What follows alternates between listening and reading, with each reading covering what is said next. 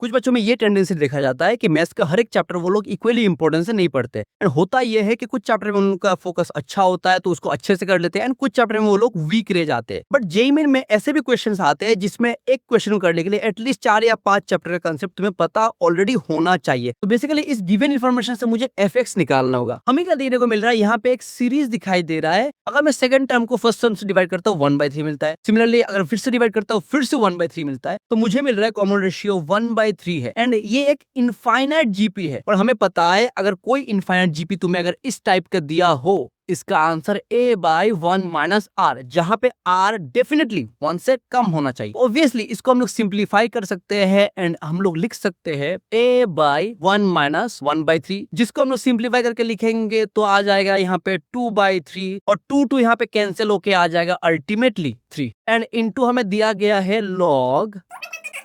Okay तो देखो इसका बेस 2 है, इसका बेस 3 है। तो हमें क्या बताया कि अगर कुछ ऐसा टाइप का यहाँ पे दिया गया है लॉगरिदम में a b और log b and c multiply है बीच में, तो हम लोग इसको लिख सकते हैं log a to c, इससे इस तक। तो हम लोग यहाँ पे भी सेम चीज अप्लाई करेंगे और लिख देंगे log बेस 2 1 प्लस।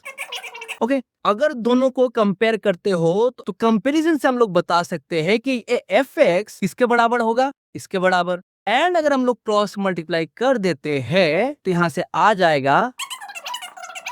अभी जिन लोगों ने फंक्शन को अच्छे से स्टडी किया है उनको पता होना चाहिए कि अगर कोई सा भी फंक्शन इस टाइप का स्ट्रक्चर फॉलो करता है तो उसका आंसर 1 ± x⁴n होगा। अभी इसका प्रूफ कैसे आया है हम लोग किसी दूसरे वीडियो में डिस्कस करेंगे, ठीक है। तो यहाँ पे हमें और एक वैल्यू दिया गया है कि f6 का वैल्यू 37 है। तो इस इंफॉर्मेशन से हमें पता चल रहा है कि यहाँ पे माइनस तो भाई कभी भी नहीं होगा। पावर क्या हो सकता है, 1 भी हो सकता है, 2 भी हो सकता है, 3 भी हो सकता है, बट यहाँ पे 37 है। अगर मैं यहाँ पे 6 बिठाता हूँ तो मुझे यहाँ पे भी 6 बिठाना होगा। तो अगर तुम कंपेयर कर सकते हो, तुम झट से बता सकते हो कि अगर पावर 2 हो जाता है तभी तो 37 आएगा। ऑब्वियसली fx क्या होगा 1 + x²। तुम्हें निकालना है समेशन 1 to 10 fx का वैल्यू, क्योंकि यहाँ पे 10 टर्म्स है तो कितने 1 आएंगे, 10 1 प्लस और एक क्या आएगा 1 to 10 x² आएगा। अभी अगर इसको एक्सपांड करते हैं और तुम्हें अगर पता हो तो तुम बता सकते हो ये तो एक सीरीज है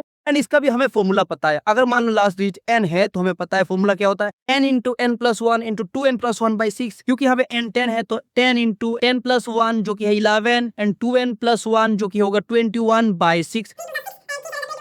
यहाँ से अगर कैलकुलेट करोगे तो आएगा 385 और ऐड कर दोगे 395 आ गया। तो अभी तुम लोग के लिए टास्क है कि इस वाले क्वेश्चन का आंसर तुम्हें कमेंट में बताना है।